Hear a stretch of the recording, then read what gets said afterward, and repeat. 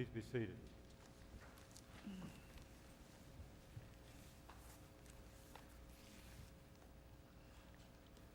Lately, I've been working on various projects, some of them directly related to Iona-Hope, some of them personal, some of them both. And I became aware of something during this time. All of these, or a good number of these projects, have required a lot of research and background kinds of searches. And I've become aware in the last week just how important video sorts of resources are for me. Especially when I remember the time when those kinds of resources weren't available. Oftentimes I will be in the midst of something and I will wonder what's happening, so I wonder what sort of background there is to this, so then I will search it out, I'll find a video and I'll watch it. Sometimes it's a lecture, sometimes it's just a discussion, sometimes it's those kinds of things that just fit in there in different places. So I've really become aware of this shift. Now, with that, I'm also aware that I still rely heavily on printed matter and on the spoken word. I will sometimes listen to a particular discussion or I'll listen to a presentation, but I often find myself reading as well. Some of these projects have involved more writing on my part, and one of the curious things about that is that it's pushed me in two areas. One is it's caused me to revisit my grammar, which has been a good thing, although a challenge at times. And the other is it's pushed me to look at vocabulary and trying to use different words for the same thing. So it's been a real challenge as I've begun to do this, but I've become aware both of the video aspects of this and the words and the places where those intersect. But I have to say that I don't think word will ever go away. And I've become aware yet again just how important words and word are in our lives, and what kind of power they have as we live out our lives. I mean, well, think about it. When I was a young child, I was in that group that was always picked last for the teams at recess early on. And so in that particular place, those folks always had names. People would call them names, call us names, call me names, which would be hurtful, but at the same time, I was taught the way you do that is to defend against it by sticks and stones will break my bones, but words will never hurt me. But it did. We can put up a good front, but those kinds of occasions remind us that words have power, have an incredible amount of power. Part of my time lately has been listening to or watching or reading great speeches by people.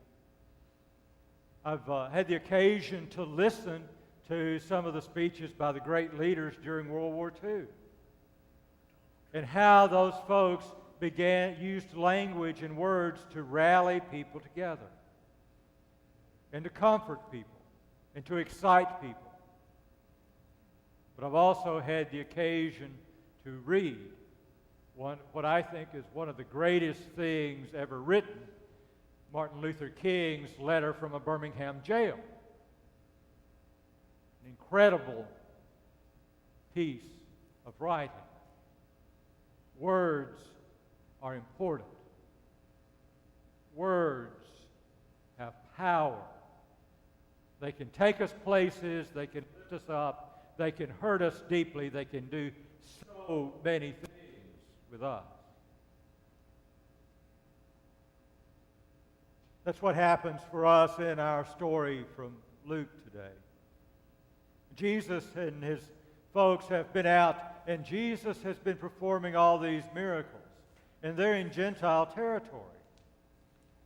And up until this time, his followers have seen the miracles, but he's also had that occasion, if you will remember, where he asked his disciples who people say that he is. So they're beginning to develop their idea of who Jesus is and probably get settled in it.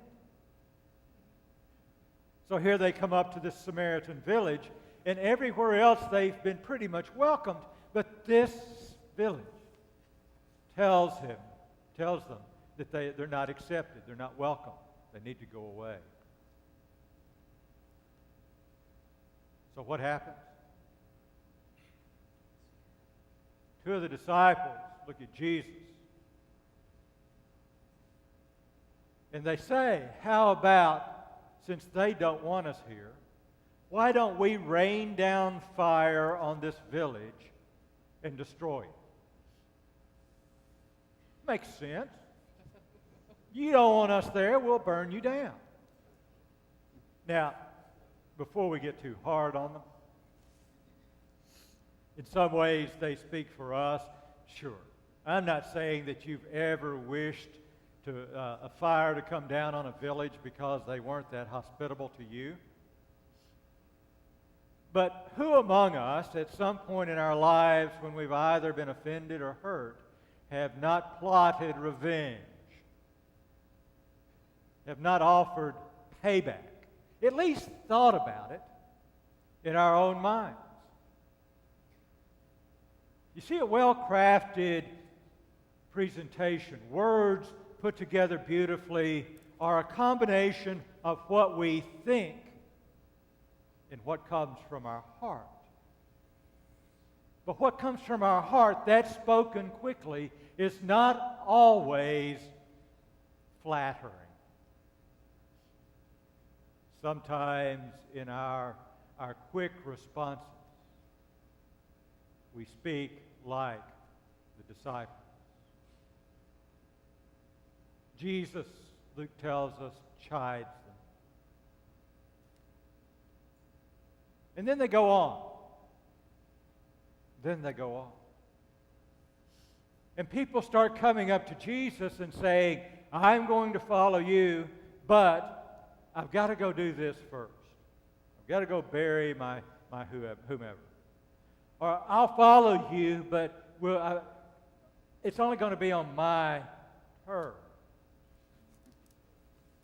You know, sometimes when we speak from the heart, the other thing is that we expect that what comes from the heart is going to engage us and comfort us and make us feel good. But Jesus responds to them with words from the heart that are so very true.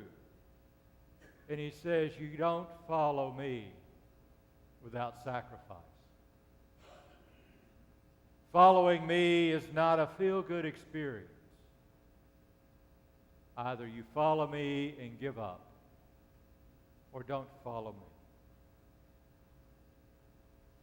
True words. True words. Words from the heart, but words that challenge us. Words are important to the writers of the Gospels. Matthew, Mark, and Luke often use similar or very much the same words. And they talk about words. They give us words that are words from their minds and words from their hearts. And they want us to know the heart of God in the midst of all of this. But John in his gospel has a particular love of words and of word. In the beginning was the Word, and the Word was with God, and the Word was God. Our words from our hearts are important. We build community, we show our love, we do many things with those words. The Word of God is that which comes from God's heart. And it's the living Word. The Word became flesh and dwelt among us. And it is in that Word, the Word with the big W, that you and I encounter that which is our true hope. For it is there that you and I encounter the love of God that is lived out in the living Word and in our lives, that we may better know how to love others and to love God. And that is the Word. Amen.